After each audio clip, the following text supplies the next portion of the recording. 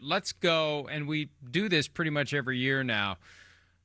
And, of course, it can only come back to haunt us. Yes, it can. The finishing position in the division, 4th to 3rd. Who is your 4th-place team in the AFC West? I'm going with the Raiders, right? I'm going to say the Raiders are 4th place, but like you said a minute ago, I mean, they're going to be a pain in the butt. They're going to be a disruptor, and things are going on the up and up, but I'm not necessarily sure, like, their record is going to really show as good as they are quite yet. So Raiders 4th. In theory, with 3 wild cards, all 4 teams from a division could make the playoffs. And we've had a couple of moments where it's like, hey, close, it right? could happen this year. And I don't think it happens this year because there's too many great teams in the AFC. But who knows? Maybe it comes down to the Steelers, Bengals, and Raiders for the last playoff spot. I don't know, assuming the Ravens win the division in the AFC North. But I'm reluctant to put the Raiders 4th because it feeds this idea that the Raiders are being disrespected. I think they're being properly respected because of the division they're in. You put them in the AFC South, maybe they're number 2 or number 1. You put them in the NFC South, they're number 2 or number 1.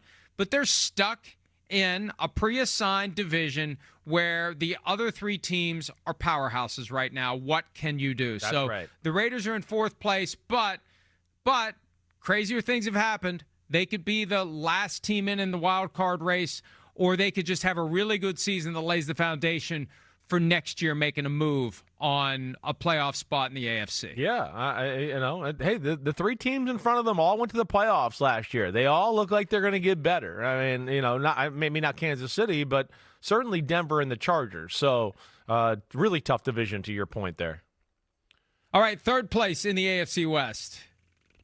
I'm going to go with the Chargers as 3rd place. Tell your dad I said hi. Yeah, I'm going to go with the Chargers. I thought about making them 2nd. I do think about that, right? I feel like it's going to be a 3rd place where they're going to be like maybe tied with the team in the 2nd place and lose a tiebreaker. But I'm saying 3rd place and as a playoff contender there.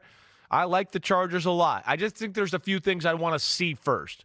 I want to see the passing offense grow and expand as Quentin Johnson and Trey Harris and the kid we saw the other night, Keandre Lambert-Smith, can they help out this passing offense? And the other part that I just worry about a little, I like everything about the Chargers, but is there enough difference makers on the D-line? Those are just 2 spots that I'd like to see more of before I make them more than 3rd in the AFC West right now.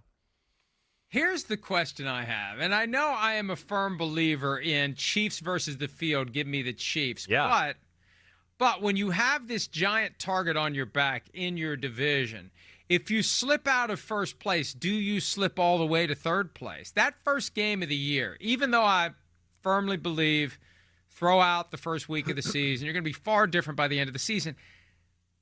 Winning or losing against the Chargers may be the tiebreaker that drops you to 3rd with the Chargers. I don't know. I'm not going to put the Chiefs 3rd, but my point is, for these other 3, who the hell knows? I'll say Chargers, but I have no confidence in that because it could be the Broncos. It could be the Chiefs in 3rd place by the time it's all said and done. Yeah, it could be, right? It could be that close. And that's how great divisions work. And we've seen teams with all 3 in the playoffs again. Right. We've seen the 2nd and 3rd team go on and win the Super Bowl some years. So we'll see how it goes. But, yeah, it's going to be tightly contested. I don't have any doubt about that. All right, so what are you going to do at number 2?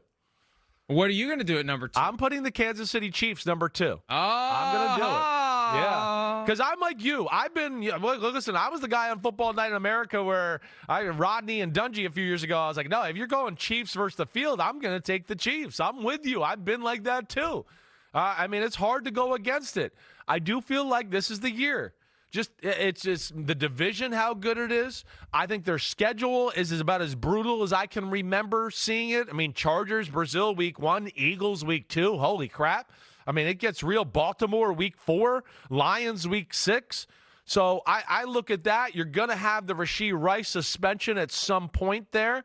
And, yeah, can they climb the mountain one more time and do all that? No, I just feel like this is the year where the foot comes off the gas pedal a little bit. It's a little bit of a recalibration year for the Kansas City Chiefs and their football team. That's at least how I'm feeling right now, Mike. Maybe they will be trading for Tyreek Hill before the break. They have their bye week 10. The trade deadline is the Tuesday after week 9.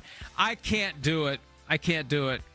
I still believe in the Chiefs. I don't care what the schedule is. I don't care where they're playing. They could play in Brazil. They could play in Bora Bora. They could play in a different galaxy, and I'd still believe in the Chiefs. And I think just the fact that someone has put them at not first place is the kind of thing that they will use as motivation. And if I did it too, all day long, it would be Chiefs fans pissed off at us because we both put them at second place. That's not my motivation for doing it, because really, if I believed they'd be in second place, I'd say bring it on. I still think they win the division by a whisker, by a hair over the Broncos. And also, this gets back to the point that I was making earlier. I understand there may be a method for Sean Payton talking about this team being good enough to get to the Super Bowl, but damn, it puts pressure on them. Yeah. Chris Simms thinks the Broncos are going to upend the Chiefs in the AFC West, and I'm sure you're not going to be alone in that conversation. That puts pressure on the Broncos, and that makes 10-7 feel like a bad year. Right. No, I mean, but Sean Payton's welcoming it, and we know Sean Payton well enough to know he don't give a damn about pressure. I think he likes it better that way. He likes everybody to be on edge and feel that pressure. That's the way he is. He's edgy. The Chiefs are amazing. I understand what I'm saying, and it could come back to, be egging my face and whatever else. I get that. But here, let me just say, I do worry about Rashee Rice and the suspension. Travis Kelce was nowhere near the famous, unbelievable top tight end in football that we saw. So I worry about that. On the defensive side of the ball, too, right?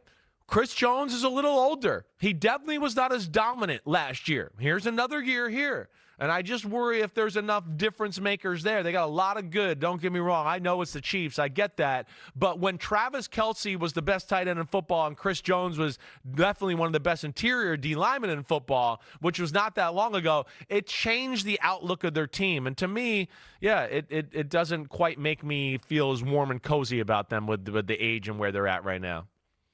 If the Broncos could somehow win the Super Bowl this year, and I don't mean somehow like they got no chance, it's just very difficult. No matter how good you are, a lot of things got to fall your way to get to the Super Bowl and win it. If they would pull it off, Sean Payton would become the first coach in NFL history to win a Super Bowl with two different teams. Yeah.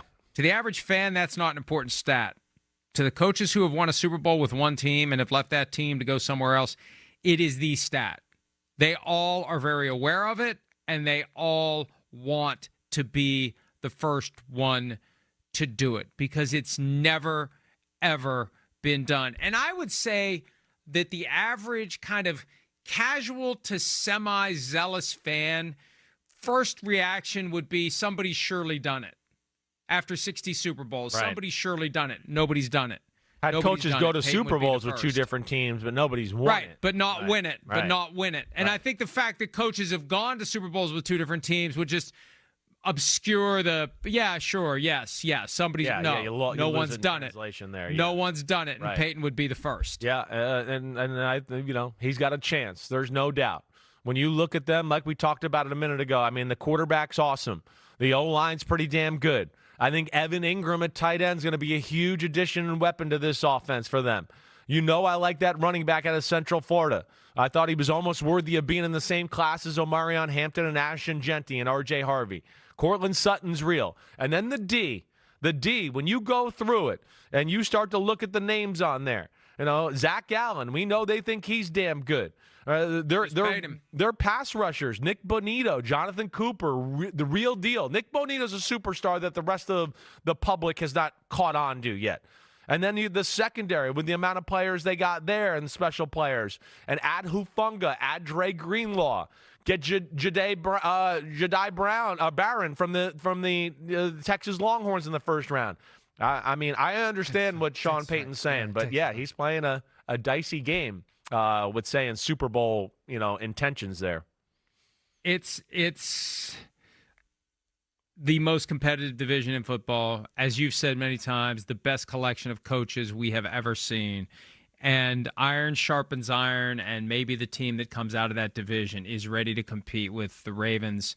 And wouldn't that be something if, like, the Ravens and the Bills, finally someone has slayed the dragon that is the Chiefs, right. and it's like, oh, crap, now we got to deal with the team that beat the Chiefs. Yeah. We got to deal with the Broncos. The AFC West is loaded. Quarterbacks, talent. I mean, the AFC in general, I should say, not the West. The AFC West is loaded, but the AFC in general certainly seems like it's got better rosters, better quarterbacks, and maybe more storylines than the majority of the NFC as a whole. And, back to that thing of coaches winning Super Bowls with two different teams. Doug Peterson wasn't all that far away a couple of years ago. Oh, my God. He was in the divisional round against the Chiefs and giving them everything they could handle before the Jaguars. Like, the Jaguars will have these years where it's like, hey, we should take them seriously, and then they just fall apart. Right. But that, it's like, for a while, it's like maybe Doug Peterson's going to be the first one to pull off the double Super Bowl championship with different teams. But Peyton, of all the coaches out there right now, and I mean, Pete Carroll is in the conversation to potentially do it now that he's with the Raiders, but Peyton has the best shot, and we'll see if he can do it this year. Hi, it's Mike Florio. Thanks for watching PFT on YouTube. Hit subscribe for the latest news and analysis from Pro Football Talk.